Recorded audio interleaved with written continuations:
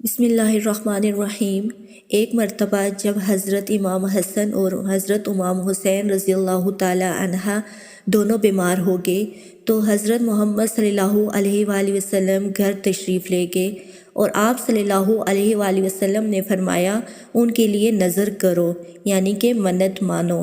سیدنا علی رضی اللہ تعالی عنہ، حضرت فاطمہ رضی اللہ تعالی عنہ اور ان کی خادمہ حضرت فضہ رضی اللہ تعالی عنہ تینوں نے منت مان لی کہ اگر یہ شفا یاب ہوگے تو ہم 3 روزے رکھیں گے۔ چنانچہ حضرت علی رضی اللہ تعالی عنہ نے شمعون خیبر جو یہودی تھا سے کچھ قرض لیا، اور ایک روایت میں ہے کہ کام کر کے اجرت کے طور پر کچھ لیا، اور ان تھوڑے سے پیسوں سے سحری اور افطاری کا اہتمام کیا۔ پہلے دن جب افطار کا وقت ہوا تو دروازے پر آ کر ایک شخص نے آواز دی، اے اہل بیت محمد صلی اللہ علیہ وآلہ وسلم، میں بھوکا ہوں۔ سیدنا کائنات رضی اللہ تعالی عنہ نے حضرت علی رضی اللہ تعالی عنہ سے پوچھا اور روٹی کے ساتھ جو کھانا پکا تھا وہ سارا اٹھا کر مسکین کو دے دیا اور خود پانی سے روزہ افطار کیا۔ اگلے دن روزہ رکھا، جو بچا تھا وہ پکایا۔ افطار کے وقت ہوا تو ایک اور ساحل آ گیا۔ اس نے کہا کہ میں یتیم ہوں، تو سارا پکا ہوا کھانا اس یتیم کو دے دیا اور خود پانی سے روزہ افطار کیا۔ تیسرے دن روزہ رکھا، پھر ساحل آ گیا۔ اس نے کہا کہ میں قیدی ہوں، اللہ کے لیے مجھے دیں، میں بھوکا ہوں۔ پھر سب کچھ اس کو دے دیا اور خود پانی سے روزہ افطار کی۔ یوں تینوں دن جب روزہ پانی سے افطار ہوتا رہا، منت پوری کرنے سے امام حسن رضی اللہ تعالی عنہ اور امام حسین رضی اللہ تعالی عنہ شفا یاب ہو گئے، مگر بھوک کی وجہ سے ان کے پیارے پیارے چہرے مرجھا گئے۔ حضرت علی مرتضیٰ رضی اللہ تعالی عنہ اور خاتون جنت حضرت فاطمہ زہرا رضی اللہ تعالی عنہ کے چہرے بھی مرجھا گئے تھے اور ان کا پیٹ اندر کی طرف لگ گیا تھا۔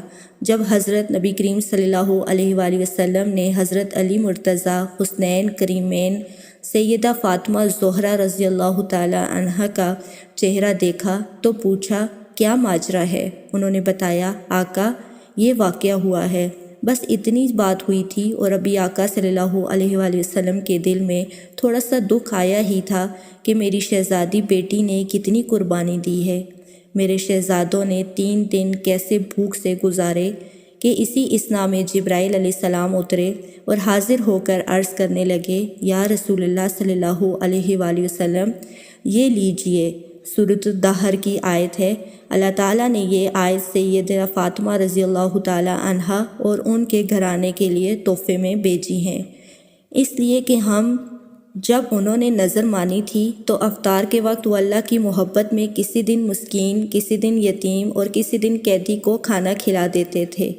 اس کے بعد جبرائیل علیہ السلام نے سورۃ الدہر کی درج ذیل آیات تلاوت فرمائیں، جو اپنی نظریں پوری کرتے ہیں، یہ بندگان خاص وہ ہیں، وہ اس دن سے ڈرتے ہیں جن کی سختی خوب پھیل جانے والی ہے، اور اپنا کھانا اللہ کی محبت میں خود اس کی یہ طلب حاجات ہونے کے باوجود احساراً محتاج کو، یتیم کو اور قیدی کو کھلا دیتے ہیں، اور کہتے ہیں کہ ہم تو محض اللہ کی رضا کے لیے تمہیں کھلا رہے ہیں، نہ تم سے۔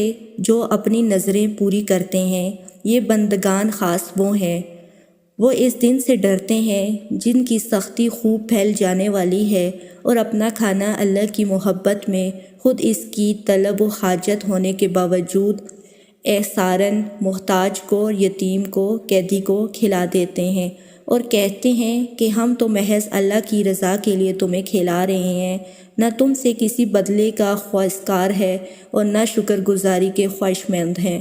ہمیں تو اپنے رب سے اس دن کا خوف رہتا ہے جو چہروں کو نہایت سیاہ اور بدنما کر دینے والا ہے۔ افطار کے بعد حضرت فاطمہ روٹی کا ٹکڑا دوپٹے میں باندھ کر نبی کریم صلی اللہ علیہ وآلہ وسلم کے پاس لے کر کیوں گئی تھیں؟ جانیے باپ بیٹی کی محبت اور صبر کا واقعہ۔ نبی کریم صلی اللہ علیہ وآلہ وسلم کی پوری زندگی مسلمانوں کے لیے مشعل راہ ہے۔ انہوں نے زندگی کے ہر قدم پر اللہ کے دین کو واضح سمجھایا اور شریعت کے اصولوں پر چلنے کی تلقین کی۔ نبی کریم صلی اللہ علیہ وآلہ وسلم نے ہمیں صبر کرنے کا بھی درس دیا اور خود مشکل سے مشکل معاملات میں صبر کر کے دکھایا۔ نبی نے جو کچھ کیا اپنی امت کی بھلائی اور رہنمائی کے لیے کیا، صبر بھی کیا تو اپنی امت کے لیے کیا۔ نبی کی زندگی کا ایک واقعہ آپ کو اس آرٹیکل میں بتاتے ہیں، جس سے یہ بات واضح ہو جائے گی کہ اللہ کے نبی نے ہمیشہ صبر کرنے کو ترجیح دی اور خود بھی صبر سے کام لیا۔ ایک مرتبہ کا ذکر ہے کہ ماہ رمضان میں حضرت علی رضی اللہ تعالی عنہ کے گھر میں سب کا روزہ تھا۔ حضرت فاطمہ رضی اللہ تعالی عنہا عبادت سے فارغ ہو کر کھانا تیار کرتی ہیں۔ گھر میں صرف 4 روٹیوں کا اناج تھا۔ ایک روٹی اپنے شوہر حضرت علی کو کھانے کے لیے پیش کی، 2 روٹیاں اپنے بیٹے حضرت امام حسین اور حضرت امام حسن کو پیش کی۔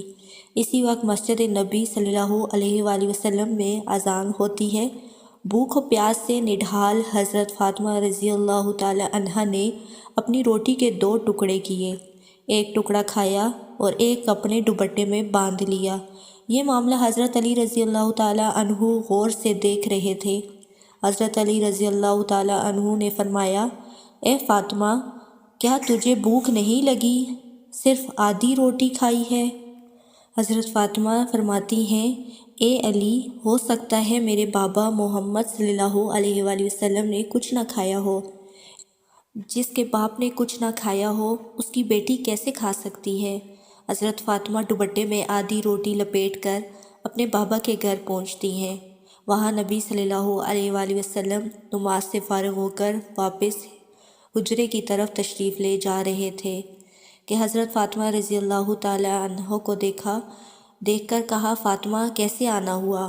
فاطمہ نے کہا، اے اللہ کے رسول، مجھے اندر تو لے چلیں۔ حضرت فاطمہ کی آنکھوں میں آنسو تھے۔ فرمایا، جب روزہ افطار کیا تو آپ صلی اللہ علیہ وآلہ وسلم کی یاد آئی کہ آپ نے کچھ کھایا ہوگا یا نہیں، بس اسی یاد سے روٹی لے آئی۔ حضرت محمد صلی اللہ علیہ وآلہ وسلم فرماتے ہیں، فاطمہ، اچھا کیا روٹی لے آئی، ورنہ آج چوتھی رات بھی ایسے ہی گزر جاتی۔ حضرت فاطمہ رضی اللہ تعالی عنہا رونے لگی۔